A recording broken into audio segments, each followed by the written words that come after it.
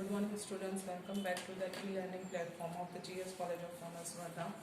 मैं प्राध्यापक हुमैरा काजी आज आपके सामने पुनः एक बार प्रस्तुत हूँ मांग पूर्वानुमान को लेकर। इससे पहले के वीडियो लेक्चर्स में हम इससे रिलेटेड दूसरे एस्पेक्ट्स देखे हैं, जिसमें हमने मांग पूर्वानुमान की परिभाषा, उसकी विशेषताएं, साथ ही साथ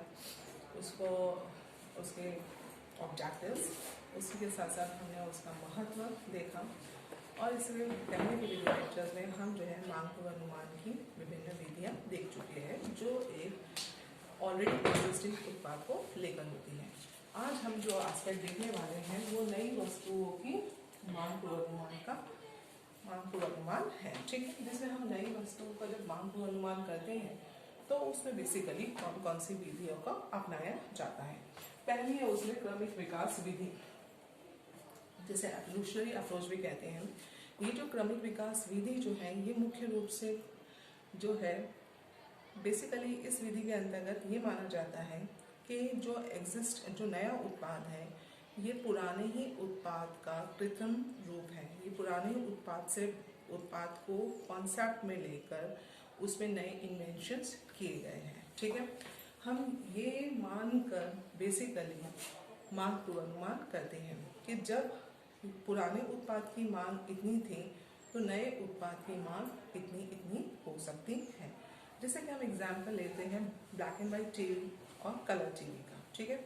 जब हम बात ये लेते हैं कि ब्लैक एंड वाइट टीवी की मांग इतनी थी तो कलर टीवी की मांग इतनी हो सकती है। उसी प्रकार से अब हम तो ब्लैक एंड वाइट टीवी और कलर टीवी के इसमें नहीं है, उस एरा में हम नहीं है। आज हम एलसीडी और एलईडी और अब हम उससे भी ज़्यादा बढ़कर स्मार्ट टीवी के एरा में आ चुके हैं।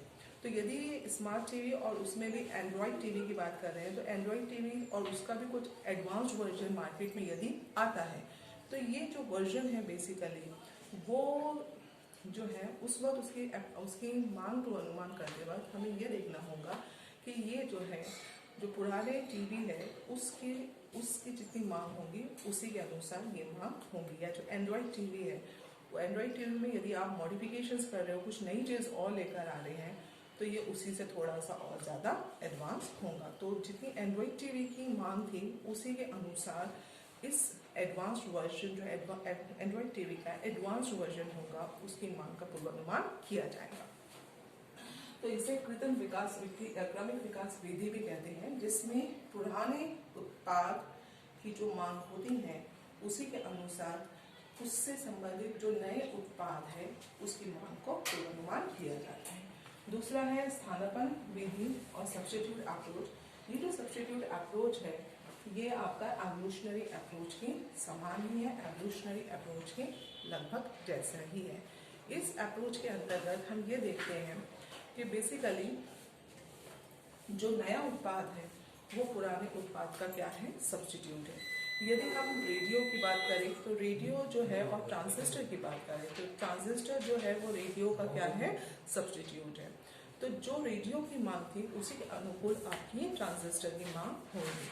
तो मांग पूर्वानुमान करते वक्त हम जो पुराना वस्तु है तो ठीक है उसका जो स्थानापन्न वस्तु है, उसके जो सब्स्टिट्यूट गुड्स है, उस सब्स्टिट्यूट गुड्स के बेस पर हम मांग को पूर्वानुमान करते हैं। क्योंकि नई वस्तु अभी मार्केट में कितनी है इसका अभी आप एस्टिमेट, नई वस्तु की मांग कितनी होंगी ये एस्टिमेट करना पुरानी वस्तु की बेस पर होता है।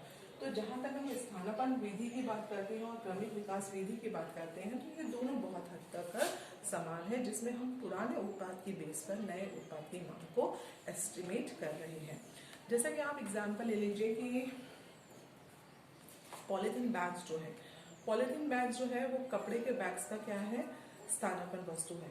तो अगर हम पॉलीथीन बैग्स की डिमांड की बात करते हैं तो वो हम जो है कपड़े की बैग्स की डिमांड की बेस पर हम पॉलीथीन बैग्स की डिमांड को एस्टिमेट कर सकते हैं।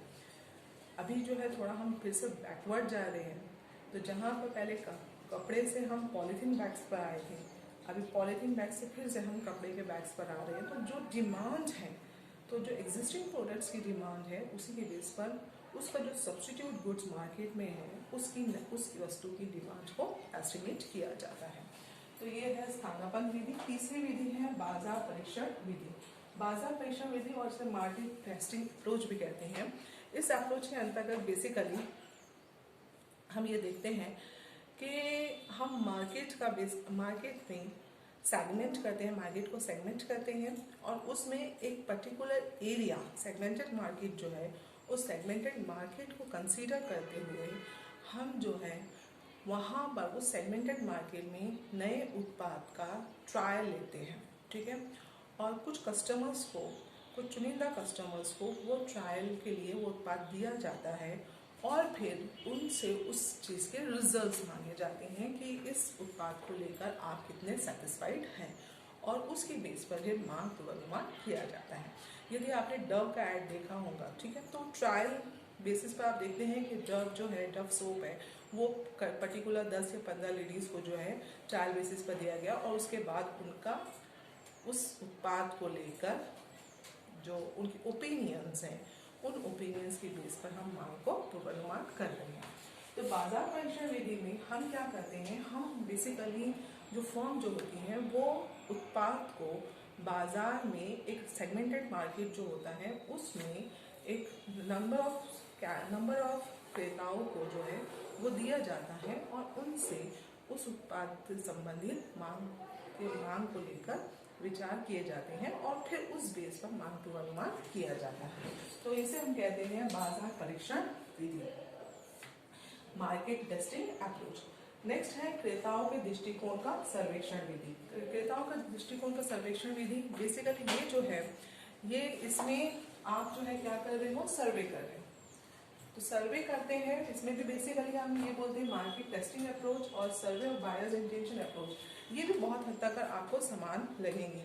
यहाँ पर हम जो बायर्स हैं उन बायर्स से नए आने वाले उत्पाद से लेकर हम जो है उनके इंटेंशंस देखते हैं। लेकिन इंटेंशंस देखने से पहले हम जो है जो पुराना उत्पाद है उन पुराने उत्पाद को लेकर उनके ओपिनियंस देखते हैं, उनके ओपिनियंस का सर्वे लेते हैं। फर्म जो होती हैं पुराने उत्पाद को लेकर उनके ओपिनियंस का सर्वे लेती हैं, सर्वे करती हैं और फिर उनसे इसी से जुड़े हुए अगर नया उत्पाद है जिसे मॉडिफाइड रूप में, जो मॉडिफाइड वर्जन है उसको अगर लाया जाता है तो उस वक्त उस मॉडिफाइड वर्जन की क्या मांग होगी उसके आधार पर मांग पूर्वानुमान किया जाता है। तो survey of buyers intention approach में इस मेथड में बेसिकली जो पुराना उत्पाद है उस पुराने उत्पाद का से संबंधित क्रेताओं के ओपिनियंस लिए जाते हैं और उनसे ये पूछा जाता है कि अगर इसी के जैसा कुछ नया उत्पाद आता है जिसमें कुछ थोड़ा बहुत और मॉडिफिकेशंस होंगे और कुछ बदलाव होंगे, कुछ चेंजेस होंगे और उस चेंजेस के बेस पर इसकी मांग क्या होगी, ठीक है, और उसके बेस पर मांग पूर्वानुमान किया जाता है। नेक्स्ट है विशेषज्ञों की राय विधि। इस विधि के अंतर्गत जैसा हम एक्सपर्ट ओपिनियन मेथड, जिसे एक्सपर्ट ओपिनियन मेथड भी कहते हैं, तो जैसा आपने इससे पहले के वीडियोस में देखा कि जो एग्जिस्टिंग उत्पाद को लेकर जो एक्सपर्ट्स के ओपिनियंस हैं, बिल्कुल इसमें भी जो है हम विशेषज्ञों की राय विधि में भी हम क्या करते हैं कि जो एक्सपर्ट्स हैं उनके ओपिनियंस लेते हैं उत्पाद को लेकर, ओके, और नए उत्पाद को लेकर और उस बेस पर मांग पूर्वानुमान किया जाता है। बेसिकली जो एक्सपर्ट्स के ओपिनियंस हैं उसी के बेस पर डिमांड फोरकास्टिंग होती है। तो यदि हम बात कर रहे हैं विशेषज्ञों की राय विधि में, तो यहाँ पर आप एक्सपर्ट्स के ओपिनियन लेते हैं। क्रमिक विकास विधि एवोल्यूशनरी अप्रोच है। अगर आप देखेंगे तो ये सारी जो विधियाँ हैं, ये सारी विधियाँ एक दूसरे से क्या है, बहुत हद तक इंटर रिलेटेड है, क्योंकि यहाँ पर हम जो है उस नए उत्पाद के बारे में एस्टिमेशंस कर रहे हैं, उसकी डिमांड का हम फोरकास्टिंग कर रहे हैं जो अभी ऑलरेडी मार्केट में नहीं है, ठीक है, और जो ऑलरेडी मार्केट में उत्पाद है उसकी मांग पूर्वानुमान करना तो पॉसिबल है, ठीक है, क्योंकि वो ऑलरेडी मार्केट में है और उसकी कहीं ना कहीं डिमांड है। लेकिन जो नया उत्पाद हम लेकर आ रहे हैं बाजार में उसकी कहीं पर मांग से रिलेटेड पुराना डेटा हमारे पास अवेलेबल नहीं है, और जब पुराना डेटा हमारे पास उपलब्ध नहीं है तो उसकी मांग का पूर्वानुमान किस प्रकार से किया जाए। तो उस वक्त जो पुराने उत्पाद की मांग होती है, अगर वो जो है कैसा है, बेसिकली आपका स्थानापन्न है, सब्स्टिट्यूट है उस उत्पाद का, तो उसकी बेस से जो पुराना उत्पाद है उसकी बेस पे हम नए उत्पाद की मांग करेंगे। एवोल्यूशनरी अप्रोच में बेसिकली यही हो रहा है कि जो पुराना प्रोडक्ट है उसी का नया वर्जन अगर मार्केट में आ रहा है तो पुराने वर्जन की बेस पर हम नए वर्जन की मांग को एस्टिमेट कर रहे हैं।